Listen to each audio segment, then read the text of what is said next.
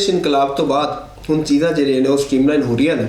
और बांग्लादेश जो आम इंतखाबात ने वो हो गए हैं और क्या जा रहा है कि उत्थे BNP ते जी जमात इस्लामी है वो कोई सख्त मुकाबला जो होए तो बलोचिस्तान की की सूरत हाल ने उत्थे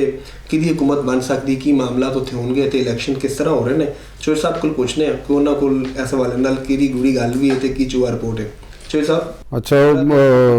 हाँ वो बांग्लादेश दे इलैक्शन दी पोलिंग अज कंप्लीट हो गई है तो हुण उत्थे नताइज मरतब होना शुरू हो जाएंगे तो मेरे ख्याल सानू कल तक पता चल जाएगा कि पार्टी पोजीशन उत्थे की हुंदी है और किस तरह की गवर्नमेंट आंदी है। तो उहदे नाल मेरा ख्याल है कि तुसीं रॉ दे विच बांग्लादेश कहण दी बजाय बलोचिस्तान कह गए तो एक तो वही ना बांग्लादेश ही समझा जाए हाँ वो तुसीं रॉ दे बांग्लादेश की बजाय बलोचिस्तान निकल गया तो वो बांग्लादेश की गल ही है असल तो बांग्लादेशी भी असी हाँ हाँ तो वो कल तक सानू पता चल जाएगा कि उत्थे पार्टी पोजीशन की आती है और उत्थे गवर्नमेंट किस तरह की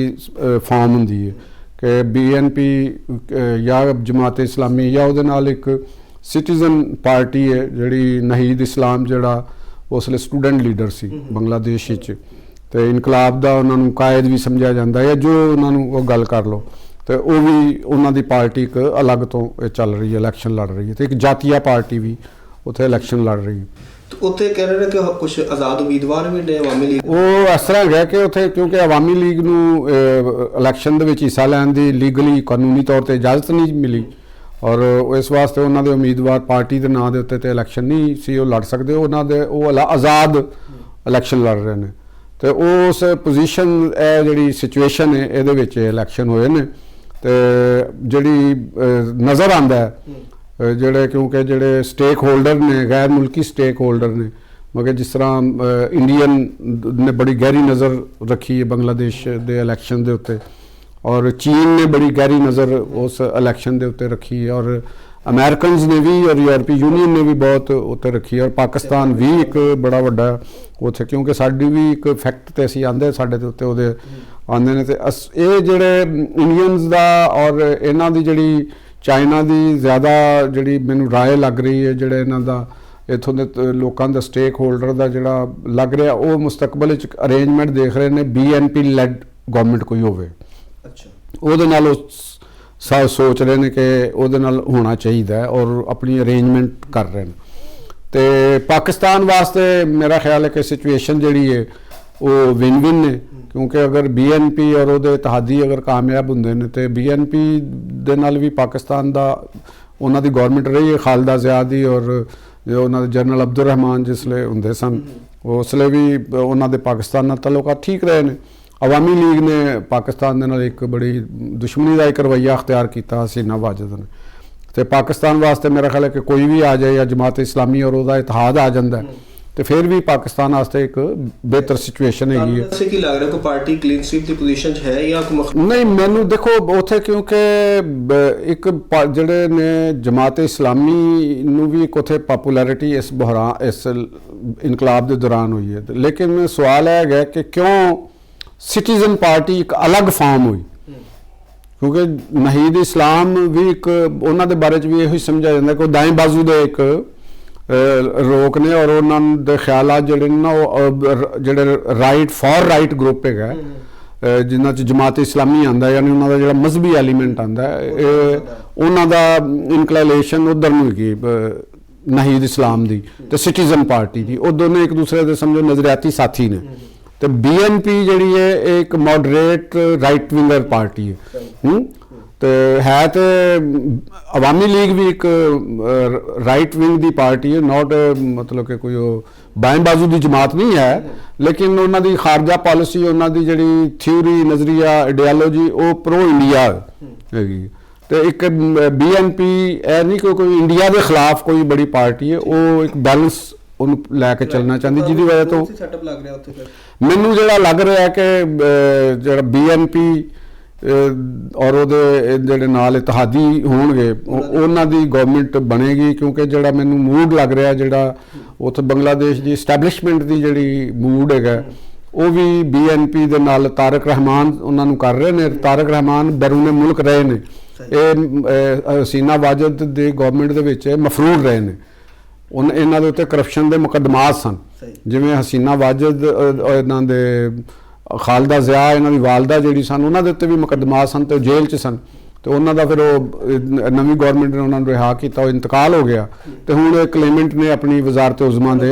ਅਫਗਾਨਿਸਤਾਨ ਦੇ ਅਹਿਮ ਇਸ਼ੂ ਵੀ ਹੈ ਪਾਕਿਸਤਾਨ 'ਚ ਜਿਹੜਾ ਹਰਾਸਮੈਂਟ ਦਾ ਮਾਮਲਾ ਹੈ ਨਾ, ਇਹ ਬੜਾ ਖੌਫਨਾਕ ਹੁੰਦਾ ਜਾ ਰਿਹਾ। ਅਗਰਚੇ ਹੁਕੂਮਤ ਨੇ ਬੜੇ ਇਕਦਾਮਾਤ ਵੀ ਕੀਤੇ ਨੇ, ਅਥਾਰਟੀਆਂ ਬਣਾਈਆਂ ਨੇ, CCTV ਬਣ ਗਈ ਪੰਜਾਬ ਦੇ ਵਿੱਚ, ਲੇਕਿਨ ਇਹਦੇ ਬਾਵਜੂਦ ਹਰਾਸਮੈਂਟ ਦੇ ਅਗਰ ਅਸੀਂ ਕੱਲ੍ਹ ਤੋਂ ਲੈ ਕੇ ਅੱਜ ਤੱਕ ਹੀ ਵੇਖੀਏ ਤੇ 3 ਵਾਕਿਆਤ ਉਹਨੇ ਜਿਹੜੇ ਰਿਪੋਰਟ ਹੋਏ ਨੇ, ਤੇ ਉਹਨੂੰ ਔਨ ਗਰਾਊਂਡ ਪਤਾ ਨਹੀਂ ਹੋਰ ਕਿੰਨੇ ਵਾਕਿਆਤ ਨੇ। ਮਤਲਬ ਲਾਹੌਰ ਇਸਲਾਮਪੁਰਾ ਦੇ ਵਿੱਚ ਜਿਹੜਾ ਹਰਾਸਮੈਂਟ ਦਾ ਵਾਕਿਆ ਹੋਇਆ, ਫੈਸਲਾਬਾਦ 'ਚ ਇੱਕ ਹਰਾਸਮੈਂਟ ਦਾ ਅਫਸੋਸਨਾਕ ਵਾਕਿਆ, ਫਿਰ ਇੱਥੇ ਬੱਚਾ ਜਿਹੜਾ ਨੀਨੀ ਮਾਤੂਰ ਬੱਚਾ ਦੇ ਨਾਲ ਉਹਨੂੰ ਜ਼ਿਆਦਤੀ ਔਰ ਉਹਨੂੰ ਉਹਦਾ ਕਤਲ ਵੀ ਕਰਤਾ ਗਿਆ। ਤੇ ਇਹ ਵਾਕਿਆਤ ਜਿਹੜੇ ਹੋ ਰਹੇ ਨੇ, ਇੱਕ ਤੇ ਹਰਾਸਮੈਂਟ ਦੀ ਇਹ ਸੋਚ ਕੀ ਹੈ ਲੋਕਾਂ ਦੀ, ਠੀਕ ਹੈ, ਔਰ ਅਗਰ ਲਾਅ ਦੀ ਚੀਜ਼ਾਂ ਸਭ ਮੌਜੂਦ ਨੇ ਤੇ ਇੰਪਲੀਮੈਂਟੇਸ਼ਨ ਦੇ ਮਸਾਇਲ ਨੇ, ਅਵੇਅਰਨੈਸ ਦੇ ਮਸਾਇਲ ਨੇ, ਕੀ ਮਾਮਲਾਤ ਨੇ। ਤੇ ਮੈਂ ਚਾਹ ਰਿਹਾ ਕਿ ਤੁਸੀਂ ਮੈਸੇਜ ਵੀ ਇਹਦੇ ਤੇ ਹੀ ਦਿਓ ਤੇ ਸਾਨੂੰ ਤਾਂ ਇਹਦੇ ਹਵਾਲੇ ਨਾਲ ਨਾ ਥੋੜਾ ਗਾਈਡ ਵੀ ਕਰ ਦਿਓ। ਦੇਖੋ, ਜਿਹੜਾ ਇਹ ਇੱਕ ਬੱਚਿਆਂ ਦੇ ਨਾਲ, ਛੋਟੇ ਬੱਚਿਆਂ ਦੇ ਨਾਲ, ਇਹ ਇੱਕ ਮੇਰਾ ਖਿਆਲ ਹੈਗਾ ਇੱਕ ਮੈਂਟੈਲਿਟੀ, ਇੱਕ ਸਾਈਕੀ ਹੈ ਜਿਹੜੀ ਵੀਕ ਤਬਕਾ ਹੈ, ਜਿਹਨੂੰ ਇੱਕ ਗਰੋਹ ਜਿਹੜਾ ਨਾ ਵੀਕ ਸਮਝਦਾ, ਕਮਜ਼ੋਰ ਸਮਝਦਾ, ਔਰ ਉਹਦੇ ਤੇ ਬਿਲਾ ਖੌਫ ਅਟੈਕ ਕਰਦਾ। ਇਹ ਇੱਕ ਉਹਦੇ 'ਚ ਆਉਂਦੀ ਹੈ। ਤੇ ਕ੍ਰਿਮੀਨਲ ਮੈਂਟੈਲਿਟੀ ਦਾ ਵੀ ਇੱਕ ਇਹਦੇ 'ਚ ਅਮਲ ਦਖਲ ਹੁੰਦਾ ਕਿ ਜਿਵੇਂ ਖਵਾਤੀਨ ਨੇ, ਔਰਤਾਂ ਨੇ ਔਰ ਛੋਟੇ ਬੱਚੇ ਨੇ, ਇਹ ਮਾਸ਼ਰੇ ਦੇ ਵਿੱਚ ਸਮਝੇ ਜਾਂਦੇ ਨੇ ਕਿ ਕਮਜ਼ੋਰ ਨੇ ਜਾਂ ਇਹਨਾਂ ਨੂੰ ਇਹ ਗੱਲ ਕੀਤੀ ਜਾਏ। ਤੇ ਇਹ ਇੱਕ ਉਹਦੀ ਵਜ੍ਹਾ ਇੱਕ ਇਹ ਵੀ ਹੈ। ਦੂਸਰੀ ਵਜ੍ਹਾ ਹੈਗੀ ਕਿ ਸਾਡੇ ਜਿਹੜੀ ਤਰਬੀਅਤ ਦੀ ਕਮੀ ਹੋਣਾ, ਸਾਡੇ ਜਿਹੜੀ ਐਜੂਕੇਸ਼ਨ ਸਿਸਟਮ ਹੈਗਾ, ਜਿਹੜਾ ਨਿਸਾਬ ਦਾ ਜਿਹੜਾ ਸਾਡਾ ਕੋਲ ਬੱਚਿਆਂ ਨੂੰ ਪੜ੍ਹਾਇਆ ਜਾਂਦਾ, ਉਹਦੇ ਅੰਦਰ ਵੀ ਇਹਦੀ ਚੀਜ਼ ਦੀ ਬੜੀ ਕਮੀ ਫੀਲ ਹੁੰਦੀ ਕਿ ਤੁਸੀਂ ਬੱਚਿਆਂ ਨੂੰ ਐਜੂਕੇਟ ਨਹੀਂ ਕਰਦੇ ਤਾਂ ਕਿ ਛੋਟੇ ਹੁੰਦੇ ਹੀ ਬੱਚੇ ਜਿਹੜੇ ਨੇ ਨਾ ਉਹ ਐਜੂਕੇਟ ਹੋਣ, ਸੈਲਫ ਰਿਸਪੈਕਟ ਇੱਕ ਦੂਸਰੇ ਦੀ ਕਰਨ, ਇੱਕ ਜੈਂਡਰ ਡਿਫਰੈਂਸ ਜਿਹੜਾ ਇੱਕ ਆਪਣੀ ਜਗ੍ਹਾ ਰਿਹਾ, ਇੱਕ ਹਿਊਮੈਨਿਟੀ ਰਿਹਾ। ਕਿਉਂਕਿ ਦੇਖੋ, ਅਸੀਂ ਸਾਰੇ ਧੀਆਂ ਭੈਣਾਂ ਵਾਲੇ ਲੋਕ ਹਾਂ, ਬੱਚਿਆਂ ਵਾਲੇ ਲੋਕ ਹਾਂ, ਤੇ ਇਹ ਬੜੀ ਕਬੀਹ ਜਿਹੀ ਹਰਕਤ ਹੁੰਦੀ ਹੈ ਕਿ ਤੁਸੀਂ ਕਿਸੇ ਬੱਚੀ ਨੂੰ ਰਾਹ ਜਾਂਦੀ ਨੂੰ ਦੇਖੋ ਨਾ, ਇੱਕ ਜਿਹੜੀ ਬੱਚੀ ਸਟਾਪ ਤੇ ਖੜੀ ਹੈ ਜਾਂ ਔਰਤ ਹੈ, ਬੱਚੀ ਹੈ ਚਾਹੇ ਔਰਤ ਹੈ, ਤੇ ਉਹ ਤੁਸੀਂ ਉਹਨੂੰ ਜਾ ਕੇ ਨਾ ਬਿਲਾ ਵਜ੍ਹਾ ਘੂਰੀ ਜਾਓ ਜਾਂ ਉਹਨੂੰ ਬਿਲਾ ਵਜ੍ਹਾ ਤੰਗ ਕਰੋ। ਇਹ ਸਾਡੇ ਰਕਸ਼ੇ ਡਰਾਈਵਰ ਵੀ ਤੁਹਾਨੂੰ ਅਕਸਰ ਨਜ਼ਰ ਆਉਣਗੇ, ਕਿਧਰੇ ਔਰਤ ਖੜੀ ਹੋ ਜਾਏਗੀ ਨਾ ਤੇ ਰਕਸ਼ੇ ਡਰਾਈਵਰ ਘੁੰਮ ਕੇ ਉੱਥੇ ਹੀ ਆਈ ਜਾਣਗੇ, ਘੁੰਮ ਕੇ ਉੱਥੇ ਹੀ ਆਈ ਜਾਣਗੇ, ਕਿਉਂ ਵੀ ਇਹ ਹਾਲਾਂਕਿ ਉਹਨਾਂ ਨੂੰ ਪਤਾ ਹੁੰਦਾ ਕਿ ਉਹਨਾਂ ਨੂੰ ਨਹੀਂ ਜਾਣਾ। ਤੇ ਇਹਦੇ ਬਾਰੇ ਦੇ ਵਿੱਚ ਤੁਸੀਂ ਇੱਕ ਤੇ ਲਾਅ ਦਾ ਤੇ ਹੈ ਹੀ ਹੈ ਵੇ, ਲਾਅ ਗਵਰਨਮੈਂਟ ਨੇ ਬਹੁਤ ਸਖਤੀ ਕੀਤੀ ਔਰ ਇਹ ਪੂਰੀ ਪਾਕਿਸਤਾਨ ਦਾ ਫੈਨੋਮੈਨ ਹੈ,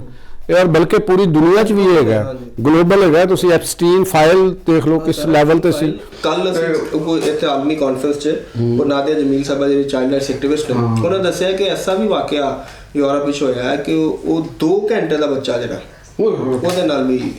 ਹੋਈ ਹੈ। ਤੇ ਮਤਲਬ ਇਹ ਇੱਕ ਅਜੀਬ, ਇਹ ਤਾਂ ਮੈਂਟਲ ਇਲਨੈਸ ਦਾ ਕੋਈ ਵਾਕਿਆ ਹੋ ਸਕਦਾ ਹੈ, ਕੋਈ ਸਾਈਕੋਪੈਥਿਕ ਕੇਸ ਹੋ ਸਕਦੇ ਨੇ। ਤੇ ਇਹਦੇ ਬਾਰੇ 'ਚ ਸਾਨੂੰ ਵਾਲਿदैन ਨੂੰ ਵੀ ਚਾਹੀਦਾ, ਹਰ ਘਰ ਨੂੰ ਚਾਹੀਦਾ। ਇਹਦੇ 'ਚ ਮੈਂ ਆਪਣਾ ਪੈਗਾਮ ਵੀ ਆਖਰ ਤੇ ਦੇ ਦਿੰਦਾ ਵਾਂ ਕਿ ਜੀ ਸਾਡੇ ਜਿਹੜੇ ਵਾਲਿदैन ਨੇ, ਔਰ ਕਿਉਂਕਿ ਬੱਚੇ ਦੀ ਪਹਿਲੀ ਤਰਬੀਅਤ ਜਿਹੜੀ ਹੁੰਦੀ ਹੈ ਉਹ ਆਪਣੇ ਘਰ ਤੋਂ ਸ਼ੁਰੂ ਹੁੰਦੀ ਹੈ, ਉਹਦੇ ਵਾਲਿदैन ਹੁੰਦੇ ਨੇ। ਵਾਲਿदैन ਨੂੰ ਆਪਣੇ ਬੱਚਿਆਂ ਨੂੰ ਔਰ ਐਜੂਕੇਟ ਕਰਨਾ ਚਾਹੀਦਾ, ਬੱਚਿਆਂ ਨੂੰ ਵੀ ਕਰਨਾ ਚਾਹੀਦਾ ਕਿ ਔਰ ਇਸੇ ਤਰ੍ਹਾਂ ਬੱਚਿਆਂ ਨੂੰ ਵੀ ਕਰਨਾ ਚਾਹੀਦਾ। ਮੇਰੇ ਖਿਆਲ ਦੋਨੋਂ ਬਹੁਤ ਹਰ ਇਕੁਅਲ ਇਹ ਚੀਜ਼ਾਂ ਨੇ ਮਾਸ਼ਰੇ ਵਾਸਤੇ। ਤੇ ਤੁਸੀਂ ਰਿਸਪੈਕਟ ਕਰਨਾ ਸਿੱਖੋ, ਇੱਕ ਦੂਸਰੇ ਦੀ ਰਿਸਪੈਕਟ ਕਰਨਾ ਸਿੱਖੋ। ਤੇ ਕਿਸੇ ਨੂੰ ਬਿਲਾ ਵਜ੍ਹਾ ਦੇਖੋ ਨਾ ਕਿ ਇਹ ਇੱਕ ਤੁਹਾਡੀ ਮਾਈਂਡ ਸੈਟ ਹੈ। ਫਿਰ ਦੂਸਰਾ, ਸਾਡੇ ਮਾਸ਼ਰਾ ਇੱਕ ਬੰਦ ਮਾਸ਼ਰਾ, ਇਹ ਵੀ ਹਕੀਕਤ ਨੂੰ ਤਸਲੀਮ ਕਰ ਲਓ ਕਿ ਸਾਡੇ ਮਾਸ਼ਰੇ ਦੇ ਵਿੱਚ ਤਫਰੀਹ ਨਹੀਂ ਹੈ। ਸਾਡੇ ਮਾਸ਼ਰੇ ਦੇ ਵਿੱਚ